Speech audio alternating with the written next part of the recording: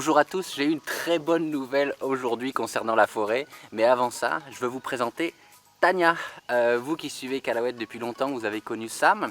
Pour vous qui ne le connaissez pas, à la fin de cette vidéo, vous aurez un lien pour en savoir plus sur ce chien qui m'a suivi pendant de longues années, notamment lors d'une expédition de 1 mois au cœur de la forêt.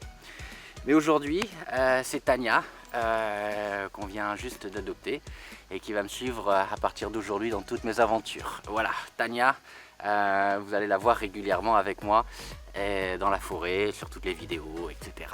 Mais revenons au sujet de cette vidéo. La très bonne nouvelle, c'est que rappelez-vous, en milieu d'année dernière, je vous avais annoncé qu'on avait dépassé les 500 hectares de forêt protégée. Et bien aujourd'hui, on vient de dépasser les 600 hectares de forêt protégée à Calahuète. Cette semaine, on a acheté 10 hectares de forêt à Sumatra, ce qui veut dire que notre réserve est passée à 327,1 hectares. Mais surtout, ces 10 hectares connectent la réserve actuelle de Calahuète à une réserve forestière de plusieurs dizaines de milliers d'hectares. Ça veut dire que maintenant, il y a un formidable corridor qui connecte notre réserve à une réserve plus grande. Sur le long terme, il y a un espoir pour les très gros mammifères de pouvoir avoir un habitat sécurisé sur le long terme. Et ça, c'est une très bonne nouvelle.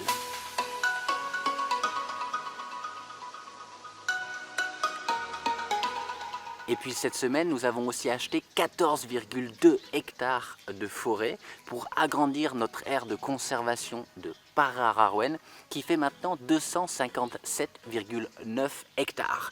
Et vous le savez, cette aire protégée est divisée en deux avec la réserve de Brigitte Bardot qui fait 134,6 hectares et le reste qui est la réserve de Calahuète.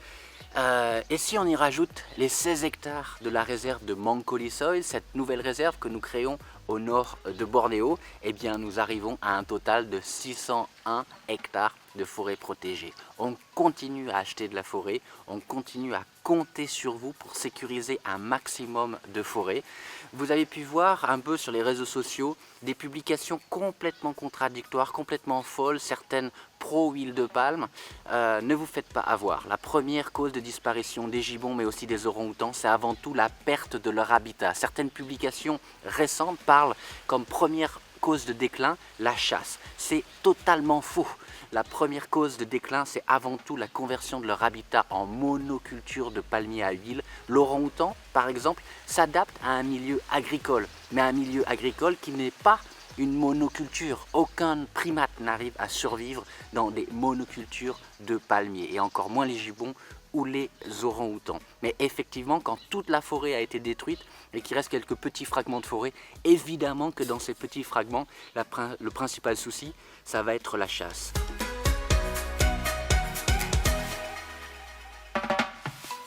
Et pour patrouiller nos réserves, on a des équipes au sol, à cheval, qui patrouillent quotidiennement.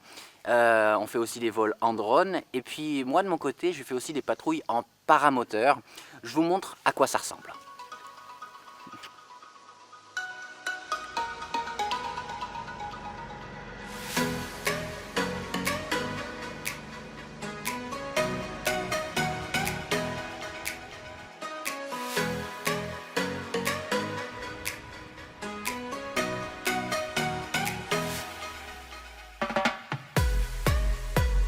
Voilà, je viens d'atterrir. Le paramoteur, c'est vraiment un outil unique pour surveiller des zones. Par exemple, là, je viens de faire à peu près 25 km pour aller surveiller une mine d'or illégale près de la réserve de Pararawen. Donc ça permet vraiment d'avoir une vue d'ensemble de la situation.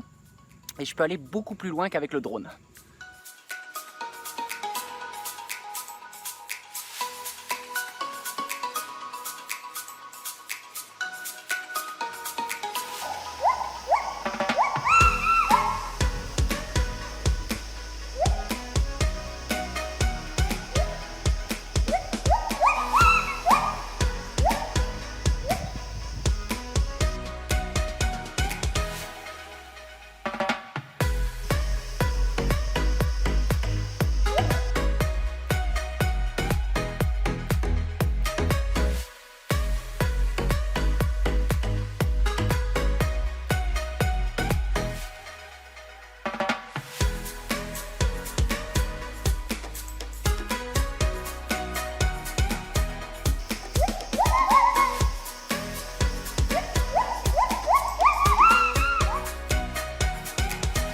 Voilà, merci beaucoup et à bientôt.